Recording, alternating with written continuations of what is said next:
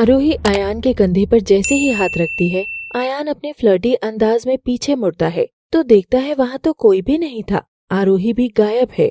अयान, तुम मुझे यहाँ खड़ा करके कहाँ खम्बे से सट कर खड़े हो? चलो भी।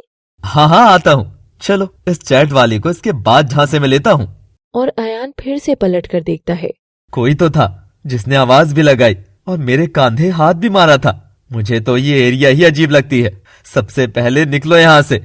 अयान वहाँ से गुजरने लगता है। सड़क किनारे गली में दीवार के सहारे कोई छटपटा रही थी और वो अपना हाथ जैसे ही गली से बाहर निकालकर अयान की ओर निकालती है, अंदर से दूसरा हाथ आकर उसका हाथ खींच लेता है। उस गली में आरोही का मुंह दबोचे कोई खड़ा था। आरोही की आंखें बाहर को आ रही थी। वो पसीना पसीना हो रखी थी और जैसे ही अयान पूरी तरह से वहाँ से चला जाता है, आरोही रिहा हो जाती है और लंबी लंबी सांसें लेती है। छोड़ो मुझे, दूर हटो। तुम्हारा दिमाग तो ठीक है ना आरोही? तुम अयान को बुला रही थी, उसके पास जा रही थी। पागल वागल हो गए हो क्या? हाँ, हो गई पागल। क्यों रोका तुमने मुझे? मैं आज हमारी कहानी ही खत्म करने वाली थी। तुमने क्यों रोका मुझे वेद? क्यों क्यों क्यों क्यों क्यों रोका तुमने मुझे? मैं तुमको खुदकुशी कैसे करने दे सकता हूँ आरोही? अयान के हवाले होते देख लो अपनी नजरों के सामने। नहीं आरोही नहीं। क्यों नहीं देख सकते? हाँ, आखिर मैं लगती क्या हूँ तुम्हारी? तुम्हारे पास तो अपना परिवार है, बीवी है, बच्ची है, एक हंसती जिंदगी है, यार दोस्त है। मेरे पास क्या है? ना पति है, ना एक हंसती जिंदगी है। और जिंदगी की हंसी छीनने वाली तो खुद की मेरी ही दोस्त निकली। तो मुझे मेरे शर्त पर जीने दो ना। अब मैं बर्बाद होना चाहती हूँ। मुझे मत रोको वेद, मुझे मत रोको। मैं तुम्हारे आगे भीख मांगती हूँ।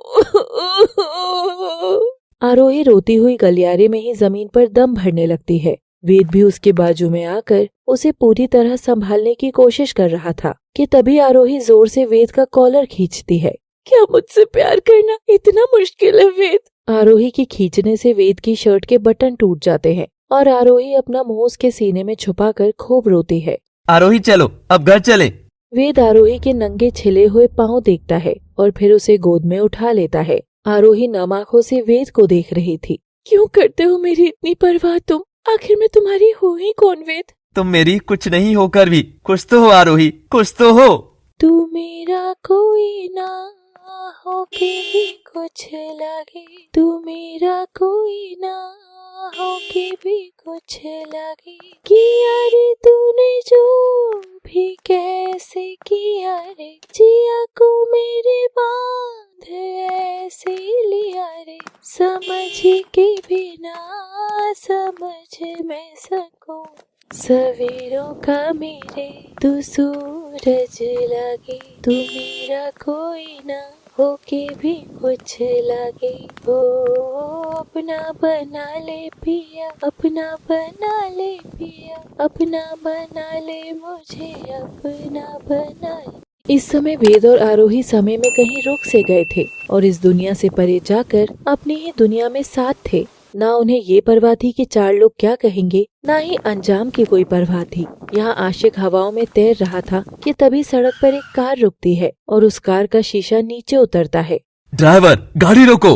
ए जी, क्या हुआ? गाड़ी क्यों रोक दी? जया जो मेरी आंखों के सामने है, मैं दुआ करता हूँ ऐसा कुछ किसी बाप को कभी देखना ना पड़े। ऐसा होने से पहले भगवान या तो पहले उस बाप को ही उठा ले या उस बाप की ऐसी कुलक्षणी बेटी को। ललित की ऐसी बात सुनकर जया भी कांच के बाहर झांक कर देखती है तो बीच सड़क पर आरोही किसी गैर लड़के की बाहों में थी। ये देख जया के सारे संस्कार लजाने लग गए और दोनों को दीपाली की कही हुई उस फर्जी चुगली पर एतबार होने लगा। तभी जया वेद का चेहरा ध्यान से देखती है।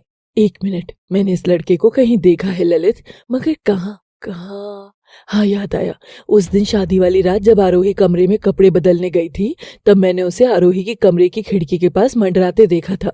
मैं उसे पकड़ने जा ही रही थी कि तभी बाहर से किसी ने आवाज लगा दी और बस।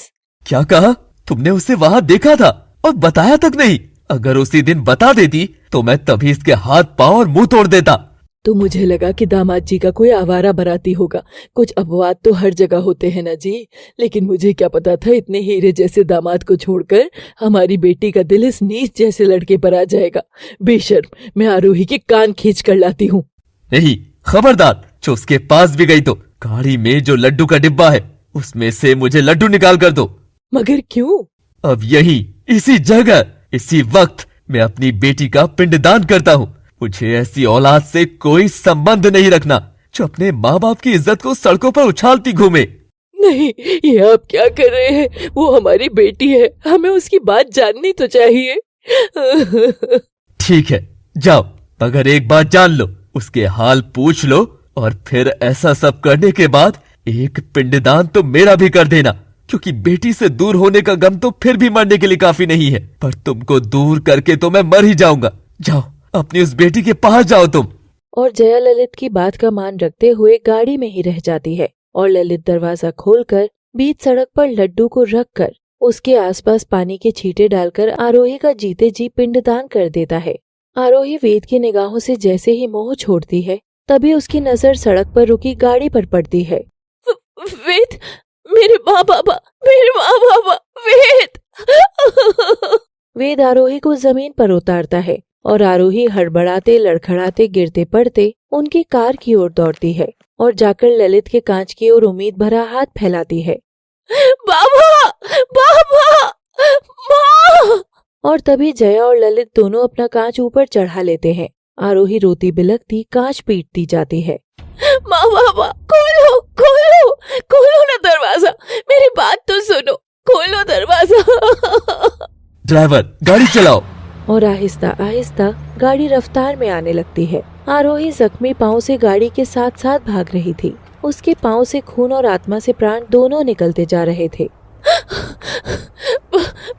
बाबा, मेरी मदद करो, मुझे अब चाहिए हो बाबा।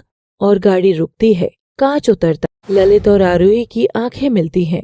आरोही अपने बाबा के पास जाने के लिए मुस्कुराती है। मर चुकी हो तुम हमारे लिए, हमें ऐसी रास लीला करने वाली औलाद नहीं चाहिए। आज से हम बेऔलाद ही अच्छे हैं। और विनती है तुमसे कि जब हम मरे तो हमारे मुंह माथे पर भी अपना गंदा साया मत गिराना। बस अब और कुछ नहीं कहना मुझे तुमसे, बस ये मेरी विनती मान लेना। आरोही ये सुनकर सफेद पड़ गई थी। वो पत्थर सी वहीं खड़ी रह गई। वो अपनी माँ की ओर करुणा भरी निगाहों से देखती है। बेटी, तूने मेरे दूध को खूब लजाया। जहाँ रहना खुश रहना, आज से तेरा हमारा रिश्ता खत्म। नहीं नहीं माँ बाबा, नहीं नहीं, इतनी आसानी से कैसे रिश्ता खत्म? मैं आपकी बेटी हूँ, आपकी आरोही। मुझ पर क्या बीती है मुझे बताने का मौका दो। मेरी सुनो तो सही माँ बाबा।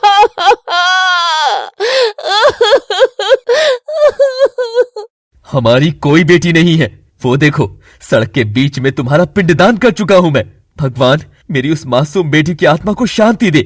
और जया, तुम इसके लिए अपने आंसू बहा रही हो, इस बेहया के लिए जिसने अपने बाप को पूरी तरह पानी पानी कर दिया।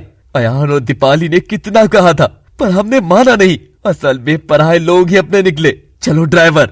अयान दीपाली का नाम सुन आरोही सारी कहानी समझ गई थी। अब वो गाड़ी के पीछे नहीं भागती है। वेद दूर खड़ा सारा नजारा देख रहा था, लेकिन पत्थर से बन चुके वेद की भी आज आंखें बहने लगी थी।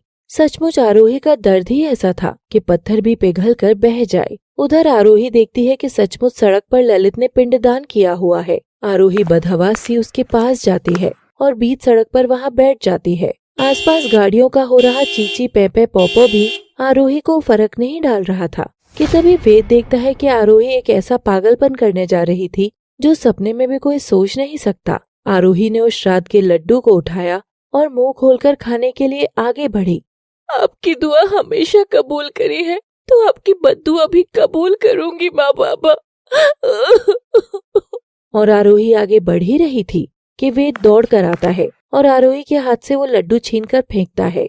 और आरोही जब उसे उठाने फिर से आगे बढ़ती है तो उसे पकड़कर जोर का एक चांटा लगाता है। क्यों रोक देते हो हर बार मुझे? क्यों वेद? जब मेरे माँ बाप ने जीते जी मेरा श्राद्ध कर ही दिया तो उसे ग्रहण करके मैं भी खुद का श्राद्ध कर देती हूँ। ये कहानी मुझसे ही शुरू हुई है ना, बस अब और नहीं, अब नहीं बर्दाश्त हो रहा मुझसे वेद। नहीं सह पा रही हूँ और दुख में मैं थक गई हूँ, टूट गई हूँ बुरी तरह। दिमाग खराब है क्या तुम्हारा? पागल वागल हो क्या तुम? क्या कर रही हो ये? तुम ना अभी घर चलो बस।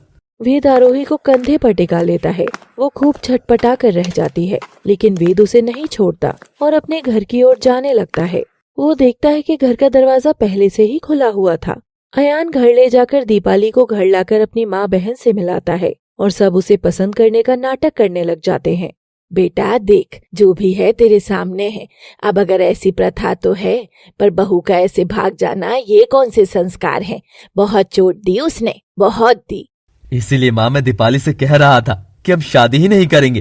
तब तक तो बिल्कुल नहीं, जब तक इस समाज के बंधन से हमेशा के लिए मुक्त ना हो जाएं हम। ताकि ना होगी शादी और ना होगी नथुतराई और ना ही मेरी प्रेमिका पर कोई और नजर मारेगा। हाँ हाँ ठीक है बेटा, देखो प्रथा वगैरह तो हमें ढोना पड़ रहा है।